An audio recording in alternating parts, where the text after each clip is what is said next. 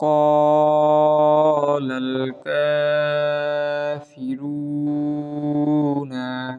إن هذا لساحر মুবিন। জবরের বাম পাশে খালি আলিফ মদের হরফ কফ, কফের উপরে জবর, জবরের বাম পাশে খালি আলিফ মদের হরফ এক আলিফ টান।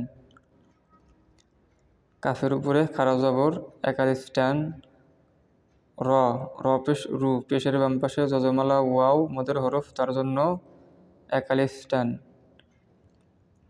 এক জবর এক জের এক পেশকে হরকত বলে। হরকতের বামে নুনে অথবা মিমে তাসদীদ থাকলে ওয়াজিফ গুন্না করে পড়িতে হবে। তাহলে এখানে হামজার নিচে জের হরকত, হরকতের পরে নুন, নুনের উপরে তাসদীদ ওয়াজিফ গুন্না করে পড়িতে হবে।